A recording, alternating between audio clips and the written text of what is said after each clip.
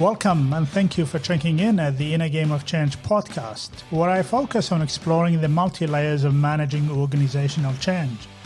My guests cover a diverse number of critical topics to enable effective and sustainable change in the workplace. My name is Ali Juma, and you're listening to the Inner Game of Change podcast.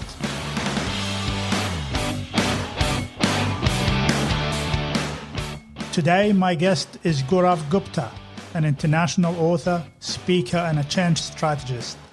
In this podcast, Gaurav and I discuss some key topics from the recent book, Change, where Gaurav has co-authored writing the book with John Kotter. I'm grateful to have Gaurav sharing his thoughts with me today.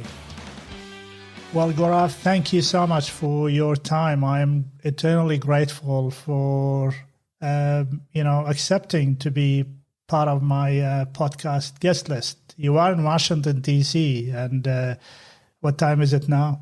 6:10? It's just past 6 p.m., and thanks for having me. I'm looking forward to it. Today, Gaurav, I would like to cover the book in which you are a co-author called Change. Really simple, Change, and the subtitle is How Organizations Achieve Hard-to-Imagine Results in Uncertain and Volatile Times. I'm a big fan of everything around the Kotter Institute and what you guys achieve. But before we dive into it, would you be kind enough to introduce yourself to my listeners?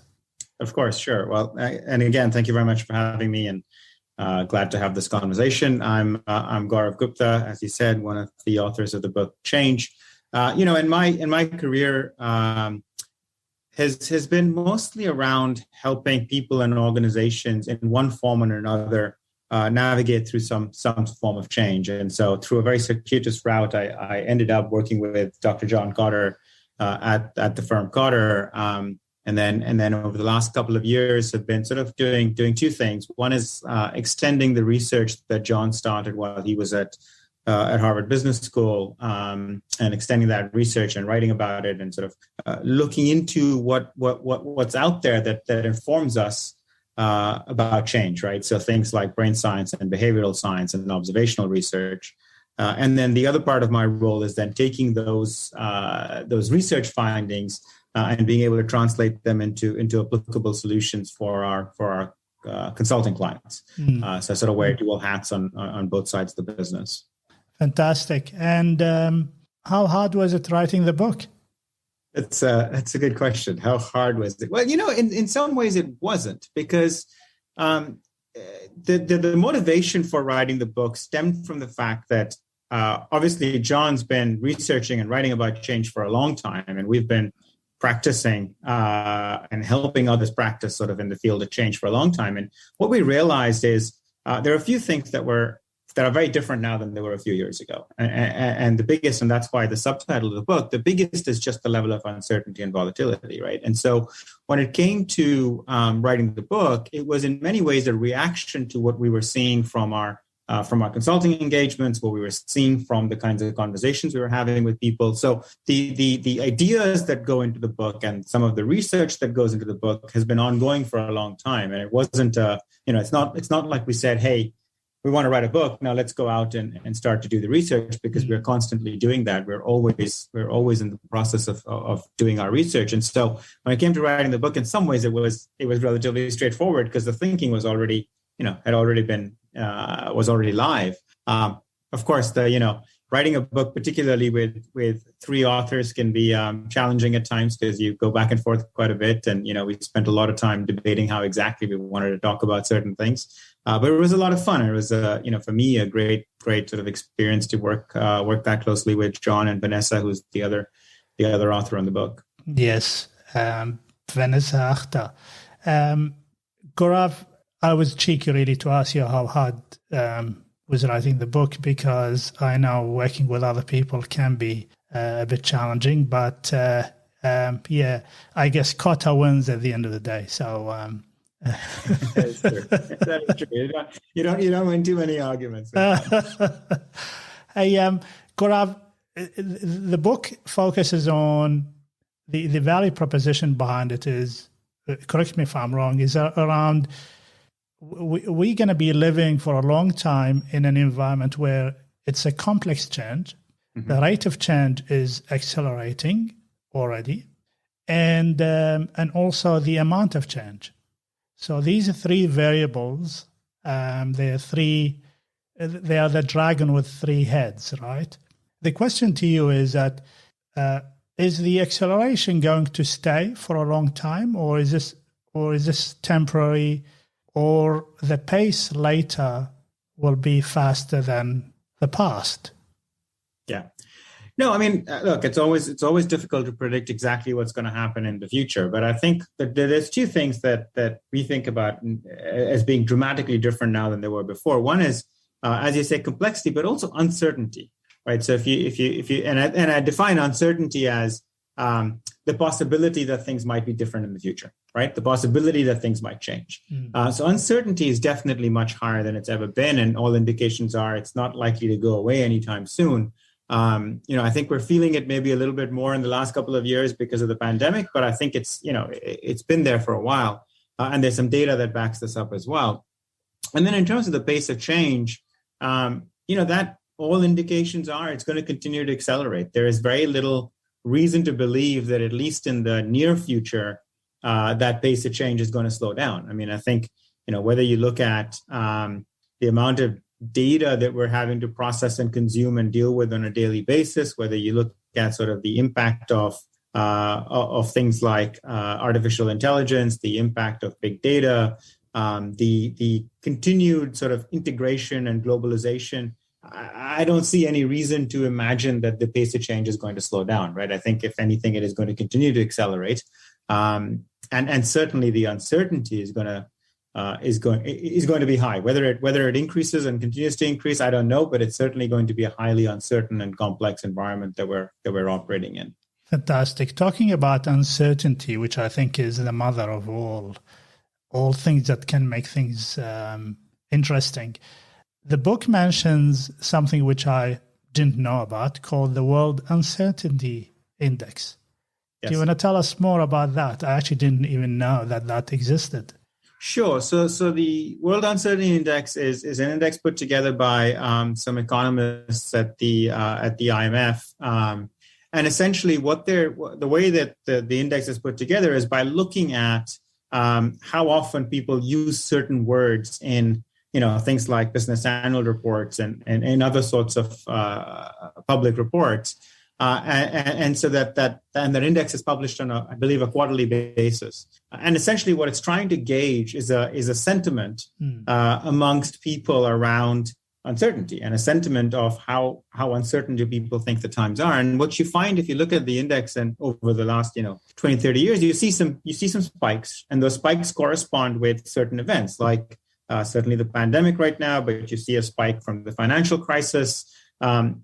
So you see the spikes, but what's interesting for us, and we didn't necessarily expect this until we sort of looked at the data closely, is you see a general trend up as well. So it's not just that you're seeing these spikes, but if you look at it over the last 20 years, you actually see a slower but still increase in that level of uncertainty. So what that uncertainty index is going to look like in the next few years, I don't know. We will see. The data is going to. I hope they will continue to put it out there. But certainly, what it has shown is that in the last sort of 2 decades, that level of uncertainty has been growing, and obviously we've seen a massive spike during the pandemic, where that index reached levels that were much higher than it's ever been before. Yes, and I'm actually doing more research and reading about it because I think it's just fantastic, and it can be a tool that we can, an indicator amongst other indicators that we can look at in terms of how we manage change, especially in organizations, because you and I know organizations are reflections of what happens outside externally in the market and in the economy and in society in general. Gaurav, the book talks about 2 channels, the survive and the thrive channels. We all live in the survive at some stage, but I think the notion is that find ways to move from survive to thrive. Why is that important? Sure. And, maybe just a slight sort of twist on that is I think it's less about moving from survive to thrive, but more about being able to activate thrive. And I'll explain what I mean by that. Sure. The survive channel and the thrive channel, they are actual physiological, biological things, right? They're not, there's some abstraction in how we talk about them, but they're not abstract concepts. And what they are is the survive channel is essentially the sympathetic nervous system. It is triggered by threats, right? So it's your classic, hey, I see a tiger in the bush. Yeah. That's a threat response. I fight or I flight, right? That's your survive channel. I think intuitively most people understand that. But along with that, we've also got this other sort of channel, which is a thrive channel, which is really the parasympathetic nervous system. It is activated by curiosity and opportunity. So I see something that triggers my curiosity. That has a different physiological reaction in the brain. So I don't have the spike of adrenaline that I get with the survive channel, but I do get an increase in my energy levels. And the thrive channel, the kinds of behaviors that fosters, rather than sort of the narrow problem solving of the survive channel, which is all about eliminating the threat, the thrive channel is sort of much more. It opens up a mind, right? It's about seeking new opportunities. It's the stuff that gets us excited about novel and new things, right? And I think as a species, we do have a propensity to look for things that are new and exciting, and so that's the thrive channel. So when we say, how do we activate more of the thrive channel? The idea is, if you look at what are the sorts of changes that people embrace, right? Because while we often talk about we're all resistant to change, that's not entirely true, is it? Because there are changes that you run towards. There are changes that we all go, that's fantastic, I want to embrace that. And so one of the questions we're trying to answer is, what's the difference? Why is it that certain changes I go, I don't want to have to deal with that? I resist, I sort of run away from it, and some changes I embrace. And it's because the changes that are activated by that threat, that are survive activated change, we tend to resist because it triggers fear, it triggers anxiety, so we tend to resist those. Change that is motivated by or inspired by this thrive channel, we embrace. So when we're talking about how do we better lead through change, the more we can activate the thrive channel, the more we can focus on the opportunities rather than the burning platform or the threat, the more likely we are to be able to sustain the effort. Now, the reason I said it's not so much moving, because the survive channel still plays an extremely important role. We still do want to respond to threats. We still want to be able to narrowly focus on a threat that needs to be resolved, right? So the burning platform can be very useful in focusing attention very quickly on a problem. The issue is, if it lasts for too long, that energy starts to wane, and we sort of start to go into the state of high cortisol and stress and anxiety, which is no longer effective. So it's not that we necessarily want to move to the thrive channel, but we want more of that thrive channel activation, and we want to mitigate some of that threat-inducing survive channel. And this is really important. I was thinking about this the other day. And not only because I'm reading this book, is quite a few other things that I've read in the past, is I can reflect that even in the way we communicate change, is that we do acknowledge that change can be hard. We can acknowledge that change can be disruptive. But the role of the change management community is to help you find pathways that uncover and unearth or activate that thrive channel. Because only in the thrive channel you can have progress and move forward. That is what your point is that acknowledge it because it's there in terms of the survive channel. However, you've got another channel that you need to activate. It's dormant. Some of us, all of us have got it. Some of us have got easy access to it. And that's through curiosity and being interested in progress. And there's tactics that we can employ as practitioners, leaders in business to actually be more likely to activate that thrive channel, right? Because part of the challenge with change is we often, in change management specifically, we often think about change management as how do I minimize the disruption that this change is going to bring? And I think that's not helpful. I think we should be thinking about it as, how do I maximize the benefits of this change, right? Because that's a switch we've got to throw. We've got to stop thinking about change as a bad disruptive thing that we somehow need to help people navigate through and make sure we can hold their hands so they don't feel threatened by it. Yes, there is some of that, but equally and probably more importantly is how do we maximize the impact of change, right? How do we make change something people go, yeah, I want to engage with this. I can see how this is going to improve things. And hence, I'm excited about the opportunities and I want to actually pursue some of those opportunities, not just I'm okay. I'm okay with the change and I support it. And I think that's also part of the change principles that the Kotter Institute promotes. And one of them is how we can influence people positively and I need to move from have to want to. Yes. And so that's one of the principles. Do you want to talk about the other principles?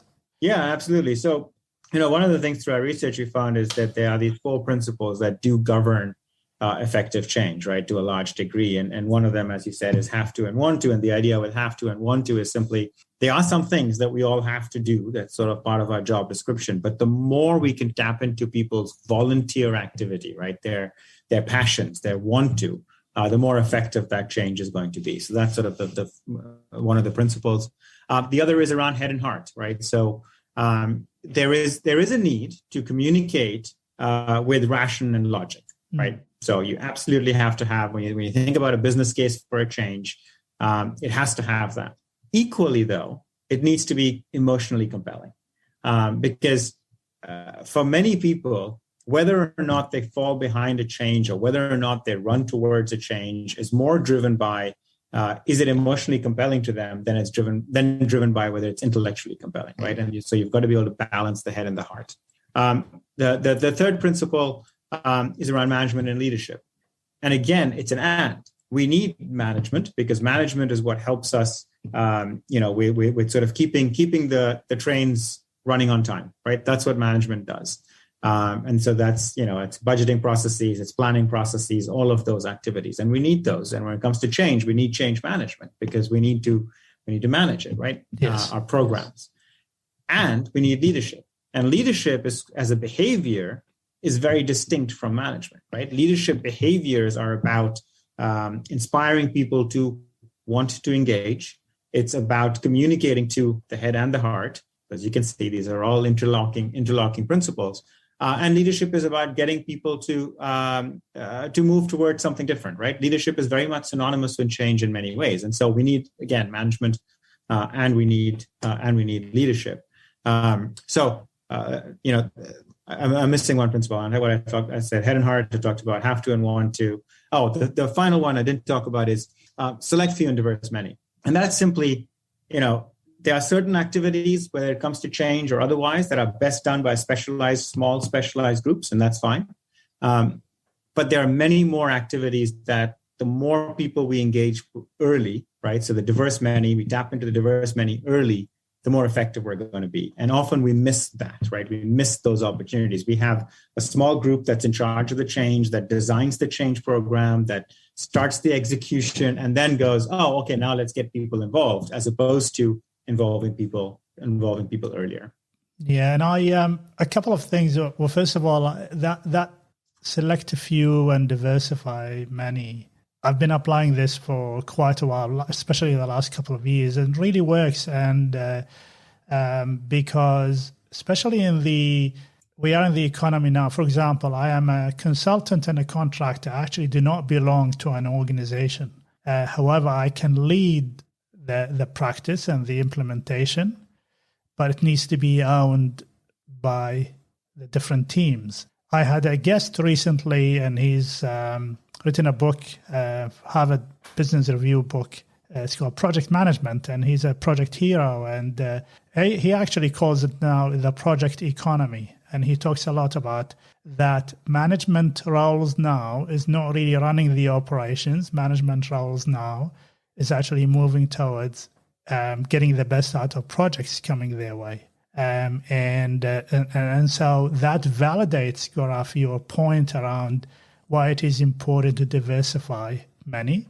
Another point that I want to mention, when we talk about the head and the heart, I actually add another thing, which is the hand. So the head, the heart, and the hand. And the hand is basically, we can talk about the logic, we can talk about the emotional side of things of the change, but also we can talk about how we going to show you and support you of how to do that, because then I can move you from uncertainty to a level of competency after that. So I added that.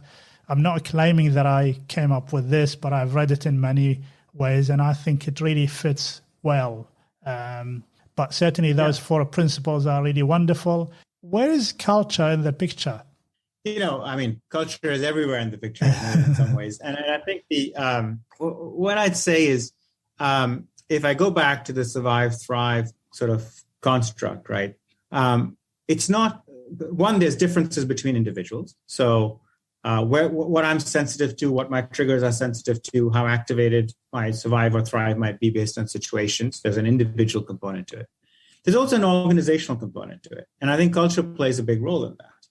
There are certain organizations where the same threat, might activate a different level of survive activation where it is not overheated, where it is appropriate. Whereas another organization, it might have a very different impact. And a lot of that comes down to culture. A lot of that comes down to what's the environment that the leaders of the organization have created around how we respond to both internal and external changes, right? And what does that and that's where I think culture plays a big role in terms of how receptive we are, or how able a team or an organization is to activate thrive versus overheating the survive channel. So that's certainly a component of it. And then all of the 4 principles we talk about, all of that links to culture as well, because in the end, culture does permeate everything, and it is about the behaviors, and it is about how people respond to various stimuli in an organization. So it plays a role. I will say one of the things that personally push back a little bit against is when people talk about culture as something you can directly change, right? Because there's a lot of conversation, and we have a lot of conversation with folks who sort of want to change their culture for various reasons. And there's this idea of, how do I change my culture? And you can obviously evolve a culture, but only indirect. You can only evolve a culture, in my viewpoint, through changing behaviors and action. Isn't culture an outcome of all the things that happen in an organization? That's precisely the point. Culture is an outcome, and you can't change an outcome without changing the inputs. Yes. And I think that's and I say that because a lot of people do think about, culture is sexy, right? Culture is something people like to talk about and like to think about. How do I build the culture that I want in my organization? And I think that's fantastic, as long as we approach it from the inputs, right? How do we influence the actions and behaviors that form habits that form culture? And the inputs include things like processes, the way we communicate, the way we behave, the way we accept change, the way we manage change, the way we develop people, the type of leaders we have, all of those things, right? Yes, and yes. Okay. I want to shift gear now, and I actually want to talk about the Kotter model itself. I know recently, or not recently, already about, 7 years ago maybe, or I know that there was a book called Accelerate where Kotter has actually introduced kind of a modified model from the original model. Yeah. And I actually love it, and I use it a lot. I want to talk more about the agile methodologies out there, and how these methodologies are really important nowadays. What's your take on that? Yeah, so it's somebody the other day asked a question around, and I think we sort of maybe mentioned this a little bit in the book as well. Is our agile methodologies compatible with the way we think about organizations, right? And what I mean by that is, organizations are, in most cases, there's some that are a bit different now, but in most cases, still very much a hierarchical construct, right? It is still very much set up as a hierarchical construct. And the question is, can you develop an agile organization without changing the form of the organization, without changing that hierarchical structure of the organization? And certainly our answer to that is, you can't, without creating what John talks about as the dual operating system in Accelerate, right? And the dual operating system, the intent is you have your hierarchy, your management structures, your management systems that help you be reliable and efficient, because that's what they were designed for, right? They were designed, during the industrial age to do that. Yeah. And then you supplement that with a sort of a networked organizational structure, because that's what you need to be truly agile and adaptable, i.e. to experiment, i.e. to respond quickly and pivot fast, i.e. to be willing to make mistakes and fail and learn from those mistakes, right? As long as they're productive failures. That's very difficult to do within the construct of the typical organizational form. So I guess that's a very long way of saying when I think about agile, I think the challenge is less to do with the methodology and more to do with how do you create an organizational structure and form that actually enables the principles of agile, right? Because there's also a big difference in what the principles of agile are and what the methodology is, and oftentimes the methodology becomes more of a process than it is an outcome. But to create agile organizations, I think you've got to look at the organizational form first. Yeah, and the book really talks a lot about the dual system, and it's actually very practical, especially in certain industries. I've noticed. I worked in a couple of big retailers here in Australia, and that network system works so well when you keep the integrity of the original structure and the efficiency around it. However, you become nimble in the way you manage it, and you send it, especially in a diverse workforce and distant workforce as well. So that can be one of the effective ways to actually manage change and help roll out change with maximum adoption in an agile way. So that's what I noticed, and I encourage all the listeners to actually you get hold of a copy of the book and also work through that. And not only just the listeners, I consider everything that comes from Kotter International and your work, Gaurav, and the rest of the group as really tools that we need to pay attention to, because what I like about the philosophy with Kotter and with your organization is that you're not an academic, you're actually doing it, and you're getting the insight, in real time. Yeah, absolutely. And that was one of the critical bits for us as we sort of did some of our research, is we wanted to be able to apply it and see what we learned from it, right? So it is very much an application-based, observation-based sort of research method. Yeah. I want to know your thoughts around data and insight in helping organizations manage change. Yeah, it's, I guess the glib answer is, I think information is always helpful, right? The more information and insights we can get, the better we are at sort of being able to do anything. The challenge, I think, is that data and information are not synonymous, and the pace at which our ability to access data has grown is far outpaced our ability to access information, right? And what I mean by that is we have so many different metrics in organizations. We have so many different ways of slicing the data and looking at this, this piece here and that piece there, and all of that it can trigger the survive channel, right? Because if I've got a dashboard of 20 metrics that I'm looking at, invariably one of them is going to be missing, and our instinct is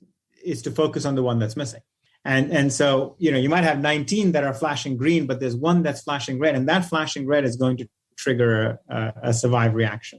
So I guess when I think about data, I think the big challenge is to say, well, how do we take all of that, if I take that example and extend it, all of those 20 metrics in our dashboard, and simplify it to, well, what are the questions we're actually trying to answer? And then what's the information and insights? And I'm glad you said insights, because what are the insights that'll help us answer that question? Not what's the data. Because, I think when we go down the route of data, we get carried away sometimes with, we can measure that and we can measure that and we can get that data. And suddenly we've got all of this information, or all of this data at least, but it is difficult for us to draw real actionable insights from it. And so, can data help us be better at driving change? Absolutely. I think the caution is to not over-index on more is better. If we're not able to process, analyze, and sort of convert that data into actionable insights. And I think always that getting an insight out of data is actually an art and a skill and a competency that many of us actually don't have. So I always think that we are data-rich, insight poor. And it can be overwhelming and can be confusing as well. But I think what helps is that agile way of rolling out change where we rely on a couple of indicators, just like a car. I've got petrol, the lights are on, and it's moving, and I can feel that I'm in control. I'm good to go. I don't need to check the computer, and I don't need to check what's coming my way, perhaps, in the next couple of roads ahead. So that can be our way of actually managing this, because there's a lot of uncertainty around it. That's a good analogy. I'm a bit of a car fan, and you can now get cars that can give you all sorts of information around, if you're on a track, for example, your lap times and your cornering speeds and your G forces. And the reality is, unless you're a Formula One driver, yes. You don't know what to do with all that information. Yeah. So what's the point of having all that data available in some of these what are essentially road cars? There isn't much.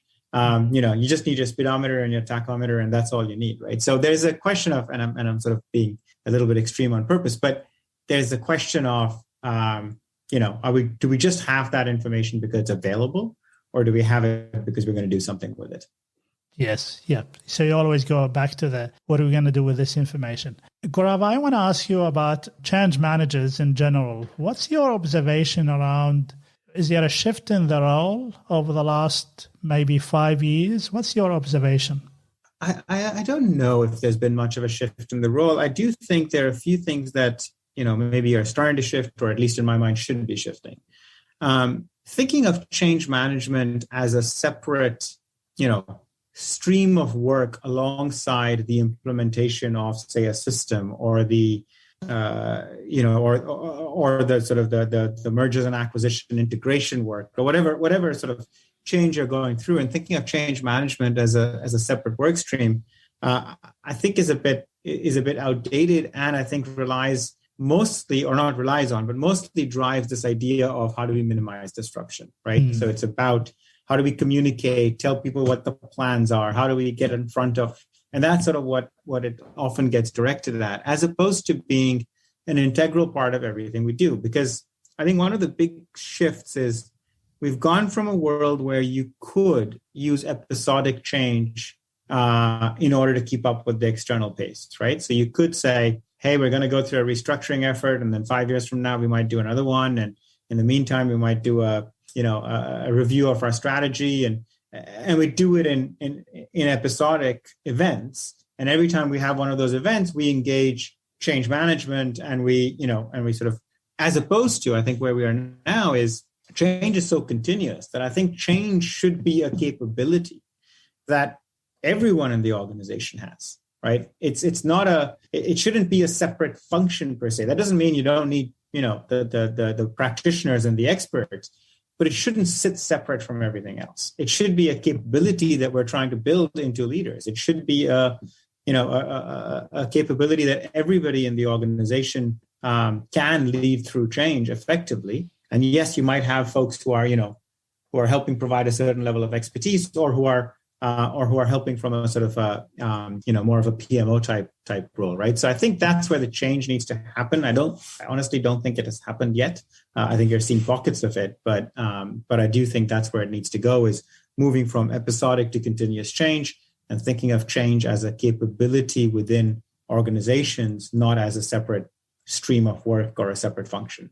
Completely agree. Gaurav, not only that, I actually also think, and I've done it, in certain organizations that were open for me to do more work than just your traditional change and communication management specialty. I worked with the two levels, the management level, to help them understand when, how they need to lead the change. And not only just because Ali is saying that, this is actually an ongoing thing, and it's a capability that they can, apply differently in the same organization or outside. But I also worked with their own teams, educating them when there's a change coming your way. What are the best tools and strategies you can apply to really understand that change and actually get the best out of it?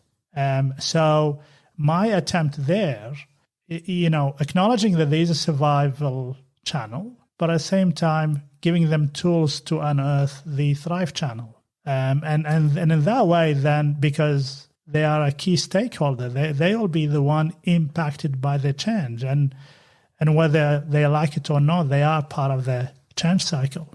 Yeah. And I think as much as we can sort of move people away from, the change is happening to me to, and here's how I contribute to it, right? Yes. Here's the benefits I see in it. This is the role that I can play in it. This is why I'm actually excited about this, right? And I think that's a large part of our work is all around how do you enable more leadership from more people? And that starts with people having a voice and people having a say and being involved and engaged, and not having change done to them, but being part of actually making that change happen and making it happen in a positive way. Fantastic. Thank you, Gaurav. We are coming to the end of the podcast, and I can keep you for the rest of the night talking about this, Gaurav. And what's your final advice to the change practice community moving forward? Yeah, I mean, I think the I already said this earlier, but I do think it's the most important piece is how we talk about how we message change. The more we focus on how does this change enable us to achieve the things that we want to achieve as a business, right? How does this change allow us to be what we want to be as an organization, as opposed to focusing on, this change is going to happen, and so how do we minimize the disruption it's going to cause, and how do we minimize the impact that it's going to have? The question I think we should be answering is how do we maximize the impact? Right? How do we maximize the impact that this change is going to have in a positive way? And that sounds a little facetious and a little glib, but I think it dramatically changes the kinds of things that we then do, because it changes our view of everything from how we communicate about change to the sorts of opportunities we design for people to engage with it. Because if rather than, look, let's keep it all controlled and have a perfect plan, because by the time we tell other people about things, we want to make sure it's all buttoned up so that we can answer all of the questions. If instead we're saying, well, no, we want to invite people in. We want them to be part of this change because it's about maximizing the impact. That completely changes how we approach it, right? We're less concerned about having all the answers up front because the intent is for people to help us find the right answers. So I think that shift from a minimizing impact or disruption and focus only on adoption, and rather moving to how do we maximize the impact, and how do we engage with and get more people to actually be part of the change, right? And I think that has knock-on impacts in many ways, but I think making that shift is probably the most important part. Fantastic. You remind me of a metaphor or analogy, actually, that somebody told me about. It's like a chef. The traditional way is actually we make the meal behind closed doors, and then we bring it over to you as a customer, and then you will decide, maybe I like it, maybe I don't like it. The idea is that invite the customer to the kitchen, show them all the ingredients, and say that's the final outcome we want to get. How can you contribute to this? And actually, that's one of the things why some restaurants have got visibility now to the kitchen, so the customer's got a line of sight to the kitchen. Just another way of engagement. But completely agree with you, that idea of let's go and cook it and then perfect it and then come out it's an archaic way of doing things, and actually quite costly as well. So I would be surprised if people are still doing it, but again, I'm not going to be surprised if people are doing it. Gaurav, how would employers reach you? The best way to get in touch is always through our website, which is kotterinc.com. And my email address and other contact information is up there. So if people want to reach out, and I would love to hear from listeners. I would love to hear any thoughts on what we've talked about today. So please do reach out. Fantastic. And we're going to put all the information about yourself and the Kotter Inc. and the website on the podcast. Gaurav, it's been a pleasure having you in my podcast. I really have learned a lot. You doubted that I was going to learn a lot from you, but I did. And sometimes learning doesn't mean that I knew something new, but I know something that I needed to think about differently now. So, and I'm grateful for your time. And any final words, Gaurav? No, just thank you for having me, and I hope your listeners took something valuable from our discussion. So, this was fun. Thank you. Fantastic. Until next time, you stay well and stay safe. Take care. Thank you.